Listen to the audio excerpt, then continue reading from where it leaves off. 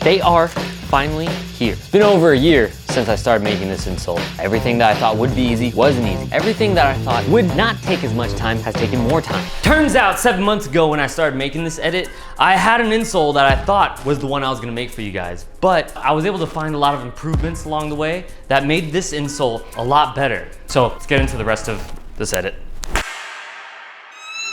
This is the insole that I've been working on for over a year now.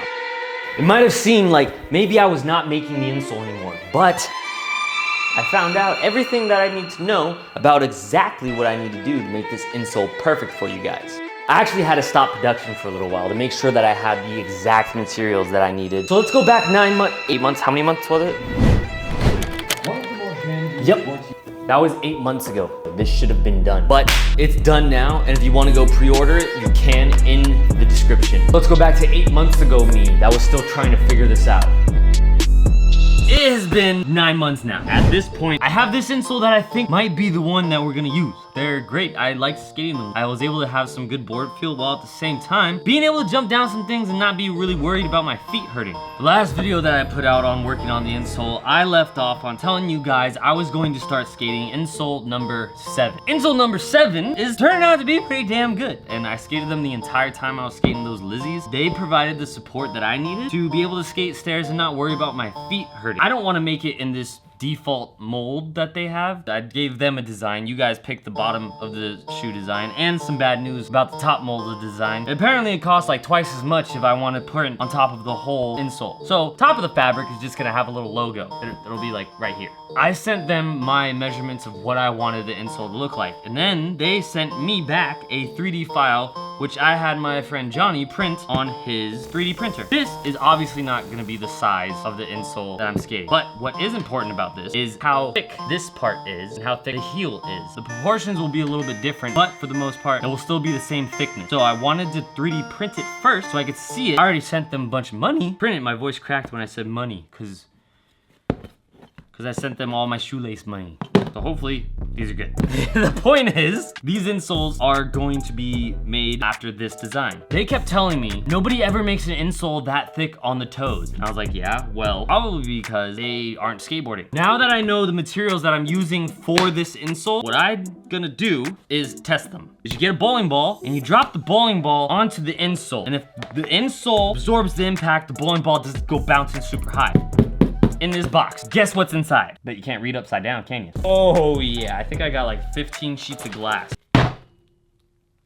No bounce, right? Pretty good.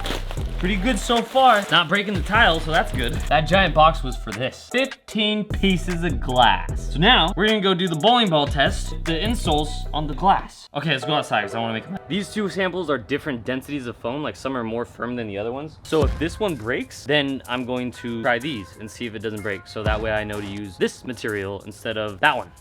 Let's try it. Oh, how high? Oh shoot. Oh. Wait, no way. Oh, dude. Oh, dude. Okay, let me see. I got the. Okay. What if I drop it from here? Oh. Oh, okay. What if I drop it from this high?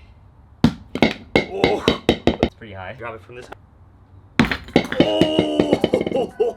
That's great and all that my insole was able to make it so a piece of glass and a cinder block wouldn't break. Pelvic bone a little bit higher.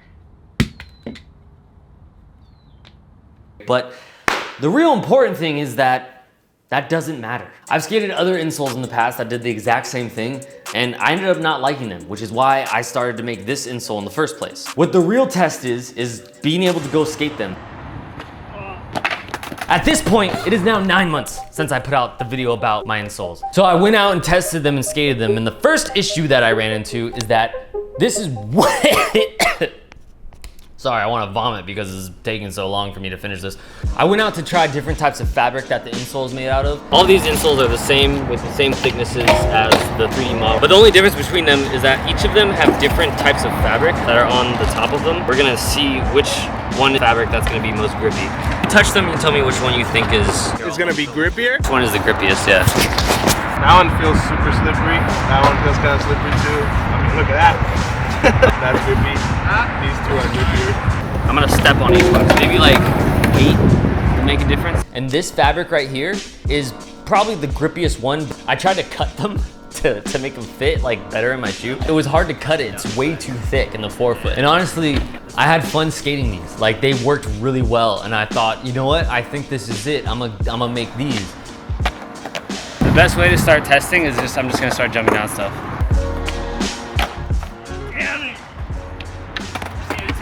By the end of the session, I was like, let's go, this is the one, let's do it, it's ready. And then my heart got broken a couple days later for a few reasons. Number 1, I really didn't have that much board feel at all. I understand that I'm gonna sacrifice some board feel and put in an extra insole on my shoe, but I do not wanna have absolutely no board feel. I wanna be able to feel my board at least a little bit so I don't have to look down every time I'm skating to do tricks. It was way too flat. This is the most important thing that made me say, okay, I'm redesigning this entire mold, is that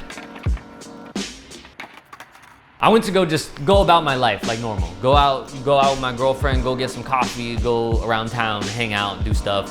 While I was walking around the rest of the day with these inside my blazers, I felt my foot being pushed up really hard against the top of this. My foot was falling asleep everywhere. I had to keep like shaking my foot out to make sure that my foot wasn't falling asleep everywhere. Just that. Like the other things I was like, maybe, but then just that by itself. Even if those other things were good, I would say no. Because I'm assuming that y'all ain't gonna be just maneuvering your insoles in and out of every pair of shoes that you're gonna be skating or wearing when you're just doing stuff. So these are not gonna be the insoles that we're gonna get. It's like 2 more months since I filmed the beginning of this video, and I ended up having some issues with that insole as well. So there will be another video about the insole that you saw at the beginning of this video very soon. And then after that video, there's gonna be another video with the insole that I actually have for you guys. They're super comfortable and they definitely help with impact. There's a video that is coming out soon that I was filming my buddy with, and he had a heel bruise. Then he tried the insoles that I just finished with his heel bruise, and he was saying that he didn't feel his heel bruise. I was like, no way, dude. Hell yeah, dude. I'm stoked. I wish I could be making videos of like every week of the process of what's going on and like the other skate stuff that I'm trying to do. Let's just sell out all these insoles and then I'll just make an insole company. Then we'll just do that. Then I'll make a shoe. I love you guys. I will see you in a video soon.